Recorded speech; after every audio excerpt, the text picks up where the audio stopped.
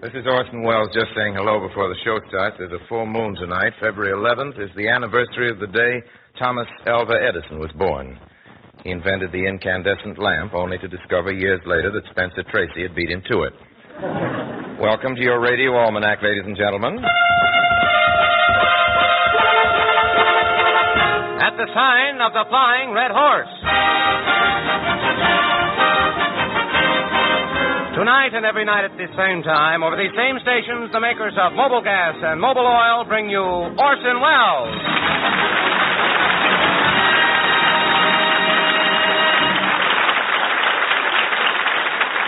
Jack Mather speaking. Our guest tonight comes to us with the courtesy of Metro-Goldwyn-Mayer, producer of the great hit Madame Curie. Ladies and gentlemen, Ann Sothern.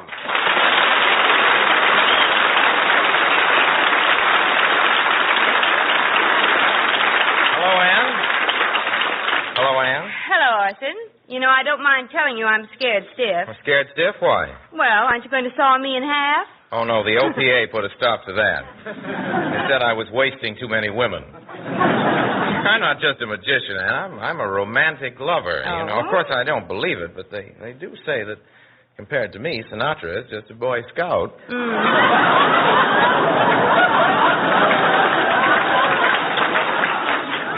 He may be a Boy Scout, but a lot of Girl Scouts belong to his troop. Well, don't get me wrong, Ann. I'm not envious. As a matter of fact, in my next Mercury Theater production, I've been thinking of doing Romeo and Juliet with Frank Sinatra as Romeo. Really? Yes. Can't you just hear him singing on the balcony as Juliet climbs up to him?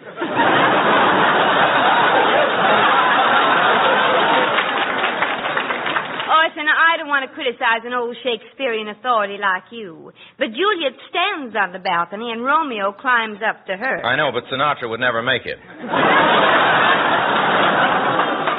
Now, look, Ann, we're doing a scene later, and you'll find out how romantic I am. Well, if we're going to do a scene together, I'd better give you a couple of pointers. Pointers? Yes, now let me show you. Now, put your arms around me. My arms around you like this? Uh-huh. Now, say something romantic. Oh, my darling. What's funny about that?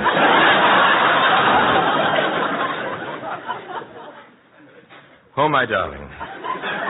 I love you with an equatorial passion. You ought to see me in Jane Eyre. I love you with an equatorial passion that no thermometer can register. Oh, my darling, pardon me, Ann. Hello? Oh, hello, dear. What? We're only acting. Of course I don't mean it. Honestly, she was only teaching me something. Oh, I know you can. But but... You know I do. I said you know. I said you know I do. I can't say it now. There are people listening. I say there are people listening. Oh, please don't be angry. I'll call you later. Goodbye. Who was that? My laundryman. Oh, yes, you've got to be awfully nice to them these days. Now, let's go on. You were saying... Ah, yes. Darling, oh, yes. You were saying... Thank you for giving it to me again. I'll try it once more. Darling, I've endeavored to conceal a passion whose in it... You should see me in Jane Eyre. I don't do this. I've endeavored to conceal a passion whose inner fires are broiling the very soul within me. I'll take it. I'll take it. Oh, it says in the script that you will. Hello? Oh, it's okay. I'll tell him. Orson, your laundryman says he's going home to his mother. She's always kidding that way. I'll bet. Now, come on, Orson. Make like Sinatra. Kiss me. All right, I will. Orson, who is this character? This is Mr. P. Bristle, the censor. I'm sorry, Mr. Wells, but you can't kiss Ann Sothern like that. Why? Do you know a better way? He's not allowed to kiss anybody that close to a microphone. Why not? Well, the voice is too romantic. Mr. P. Bristle, what... P. Bristle. P. Bristle. Whatever gave you the idea that his voice is romantic? Well, now, just read this letter. Dear sir, whenever Orson Welles speaks, I get goose pimples, signed Bella. Bella, what's the address? 602 Beverly Drive. Just as I thought. Bella Lugosi. I have additional proof. Let me show you. Would you three young ladies please step up on the stage? That's right this way. All right, Mr. Wells. Say something romantic. You mean, like this? Darling, I love you. Orson, pick 'em up. Are they kidding? You girls don't really think I'm romantic, do you? Wait,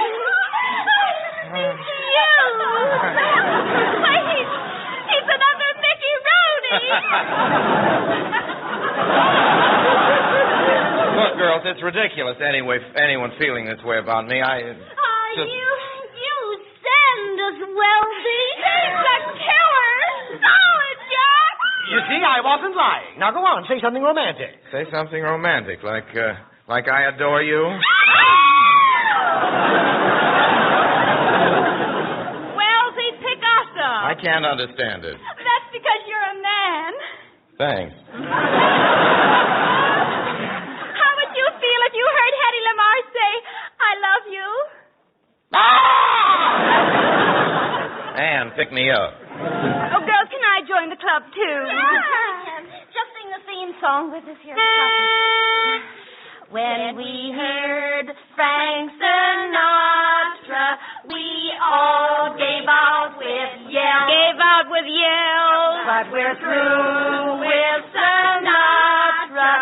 Now we swoon for Orson Welles. For Orson Welles. Our lives were oh so useless, like boats without the oars. Without the yours. But now our life's worth living When he says obediently yours.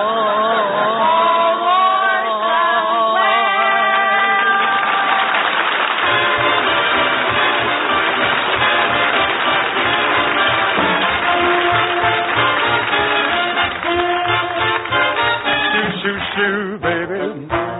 Shoo, shoo, shoo, baby. Bye, bye, bye, baby. Papa's off to the seven seas. Don't cry, baby. Don't sigh, baby. Bye, bye, bye, baby. When I get back, we'll live the life for me. Seems kind of tough now to say goodbye this way. Papa's gonna get rough now so that he can be sweet to you another day. Don't cry, pretty baby, don't you sigh, my little baby. Shoo, shoo, shoo, baby. Papa's off to the seven seas.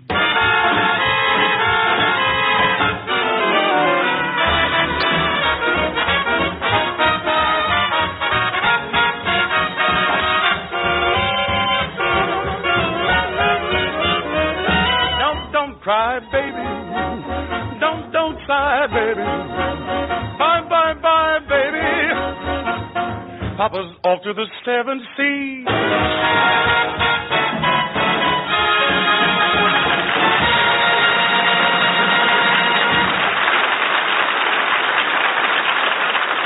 That was Johnny Horace taking the vocal, everybody. Did you like him?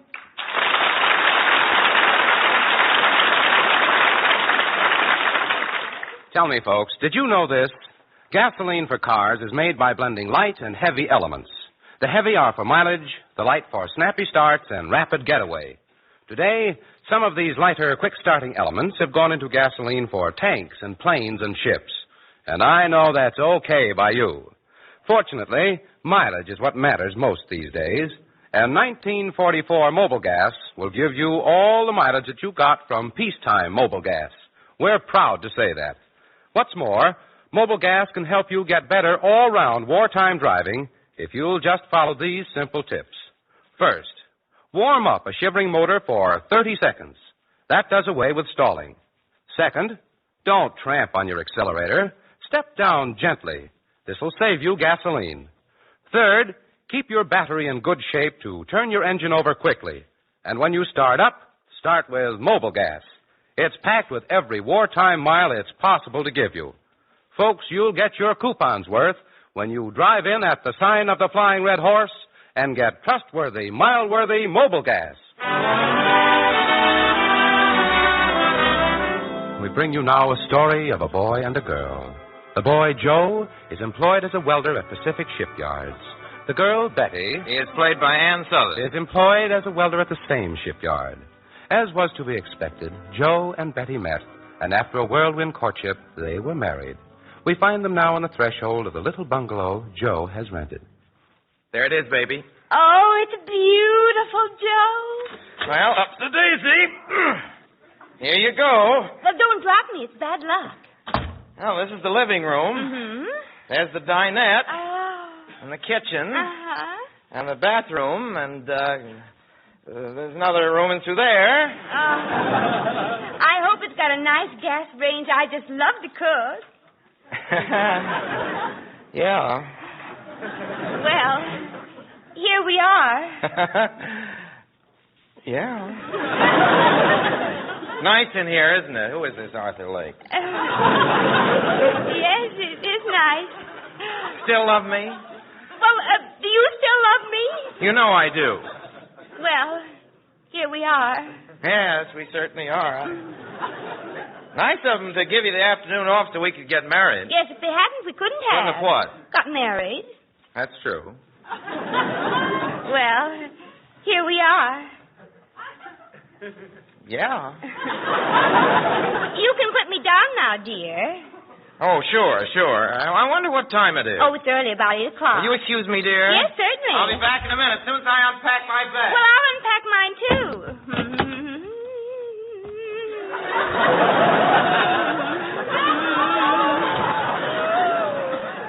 I think I'll wear this blue one. Oh, darling. Yes. Will you knock before you come in? In a minute. It's me. Andre. Blue, my favorite color. Joe, what kind of pajamas are those? Those aren't pajamas, they're overalls. Overalls? Yes, didn't I tell you? I'm on the night shift. See you in the morning, hon.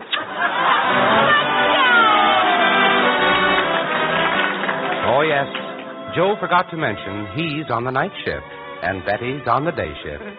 They see each other 15 minutes a day. So let's take an average evening. Betty is just coming in the front door. Darling.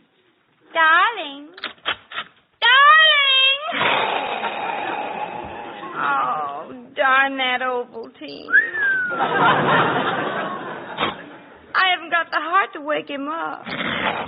Of course, if I dropped my lunchbox, he'd wake up by himself. Oh, no, it'd be mean just to drop a lunchbox. And yet, if it was on the edge of this table and I was looking for something else and accidentally pushed it with my elbow. Okay, boys, launch her.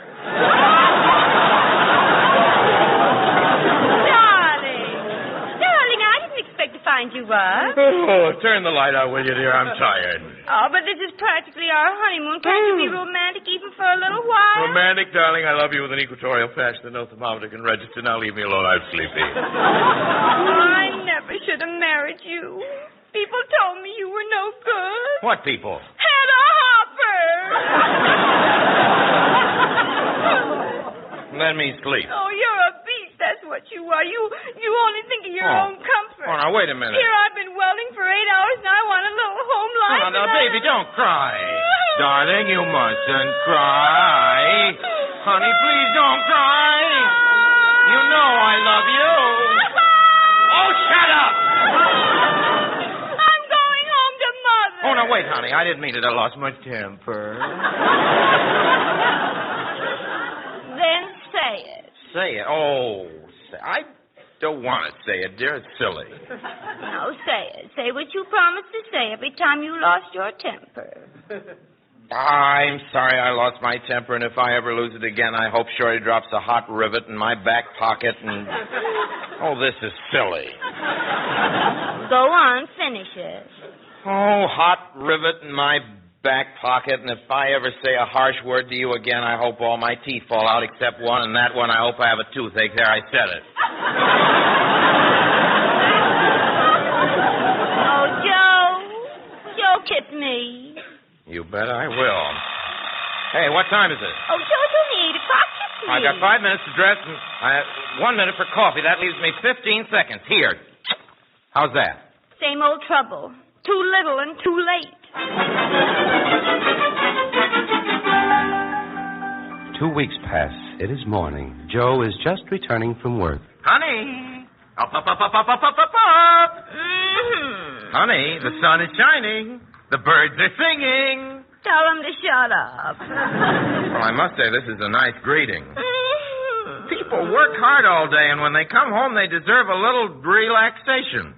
I'm relaxing, dear. Relaxing? You're sleeping. No, I'm not. I'm wide awake. You've got your eyes closed. No, they're open, dear. I've just got the lids over them.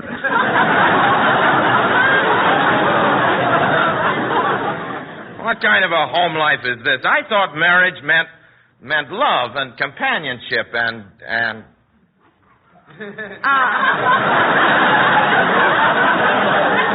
I know just how you feel, dear, but now I'm sleepy. Well, go ahead and sleep. If that's your idea of a happily married life, go ahead, sleep. Ouch! You struck me, and while my back was turned.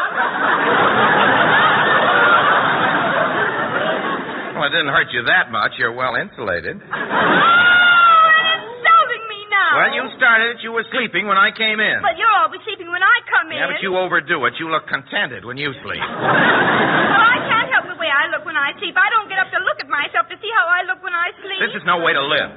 You working in the day and me working at night. How we're ever going to bring up a family, assuming by some miracle we were to have one. Kids never see you all day, and at night they'd be asleep.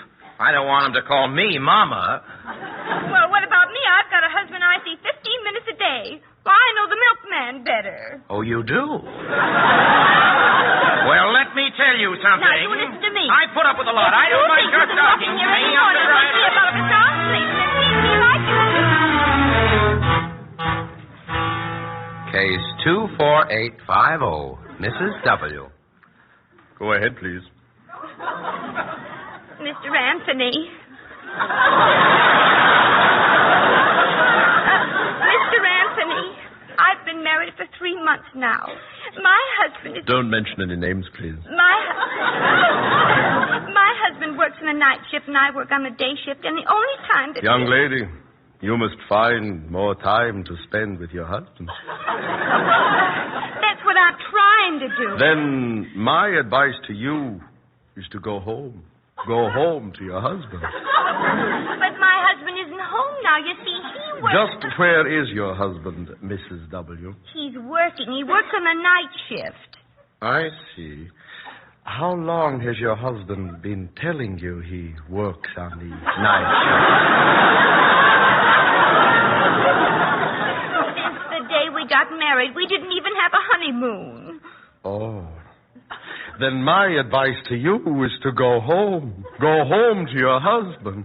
Speak to him. But that's impossible, Mr. Anthony. We only see each other a few minutes a day. You see, he works on the night shift, and I... Then my advice to you is to go home. Go home to your husband. Hello, Mother. I was just going to call you. I've got the most wonderful news. I finally got them to change me to the night shift.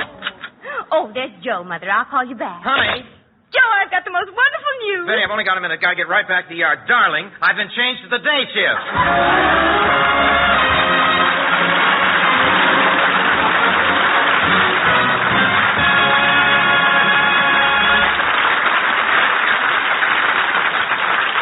You know, a lot of Lionel Barrymore's admirers don't know that he's a composer of music. And he wrote us something special for this program. He really did, no? It's not even supposed to be funny. And according to last week's promise, here it is. We think very highly of it. Carnival by Lionel Barrymore, Maestro Lud Gluskin.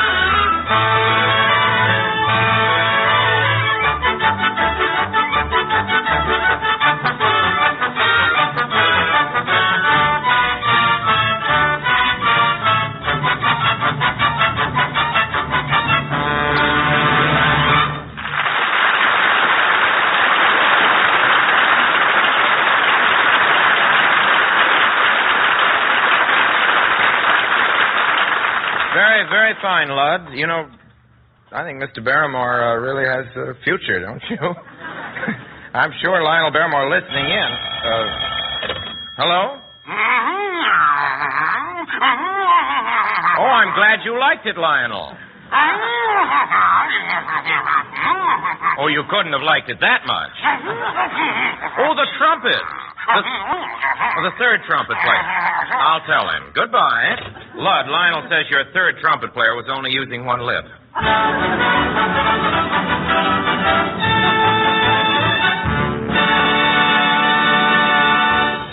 Friends, we're driving to a different tune today. We don't go far. We can't go fast.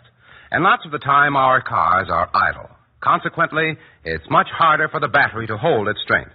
In fact, a brand new battery loses half its charge in just 1 month of idleness. Now, don't let your battery run down. You know the well-known moan of the motorist, "Darn car is stuck, my battery's dead." Well, that won't happen if you'll pay a visit to a certain fellow first. Your friendly mobile gas dealer. Let him double-check your battery and cables. Ask him to recharge that battery. Yep, your mobile gas dealer is your man. Have him check connections and the terminals to make certain they're not frayed or rusted. Top-notch battery service. That's what you'll get. To save yourself cuss words and start your car at all times pronto, drive in soon. Tomorrow, at the sign of the Flying Red Horse.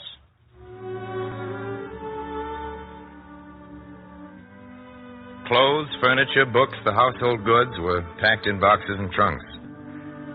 Family had taken rooms in the Chenery house. The old cottage home was gone, leased. The horse, buggy, and cow were sold off. At the hotel, he'd roped his trunks himself and had written, A. Lincoln, the White House, Washington, D.C. On cards he fastened on the trunks. He was going to the biggest home in the country, the hardest house in the country to live in.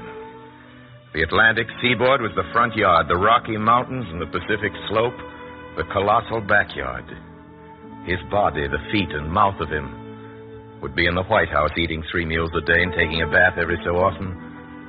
But the heart and mind of him would have to be far away, roaming the immense front yard and backyard, where there were boys fighting, girls scratching each other's faces, children sticking their tongues out, calling nasty names at each other. He was to be the father. The Red Indians would actually call him the Great Father.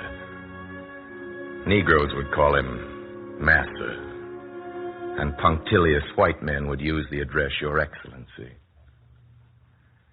He would be the Supreme Counselor of the American people.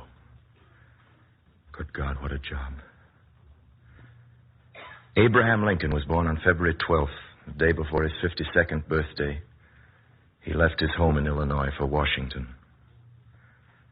A cold drizzle of rain was falling. Lincoln and his party were to leave Springfield on the 8 o'clock at the Great Western Railway Station.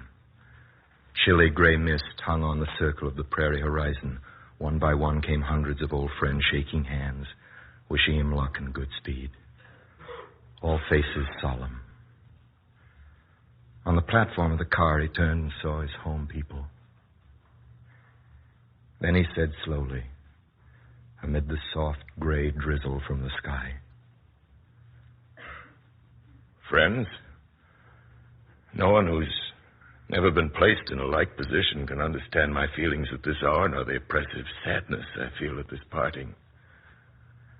For more than a quarter of a century, I've lived among you, and during all that time, I've received nothing but kindness at your hands. Here I've lived from my youth till now I'm an old man. Here the most sacred trusts of earth were assumed. Here all my children were born. Here one of them lies buried. To you, dear friends, I owe all that I have, all that I am. All the strange checkered past seems to crowd now upon my mind.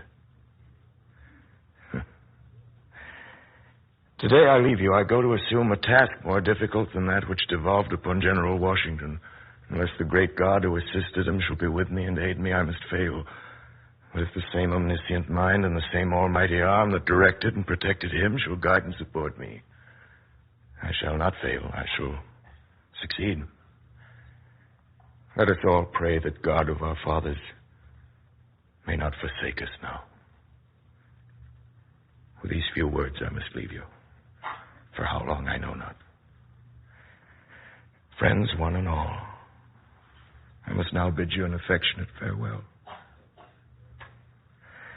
Bells rang, there was a grinding of wheels, and the train moved and carried Lincoln away from Springfield. The tears were not yet dry on some faces, and the train had faded into the gray to the east. Some of the crowd said afterwards that Lincoln, too, was in tears. But tears ran down his face as he spoke that morning. And one of the crowd said there were no tears on Lincoln's face. He had a face with dry tears, said this one. He was a man who often had dry tears.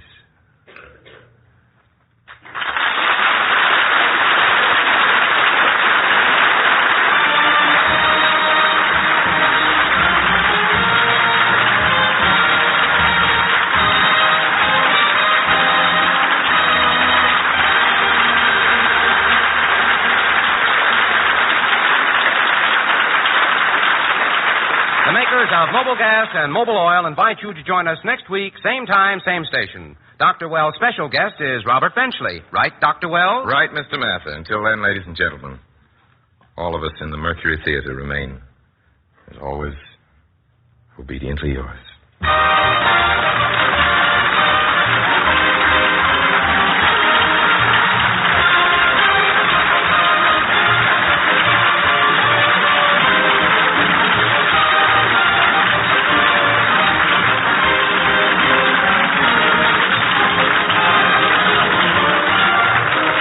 Wells read from Carl Sandburg's Prairie Years, published by Harcourt Brace. Jack Mather speaking. This is CBS, the Columbia Broadcasting System.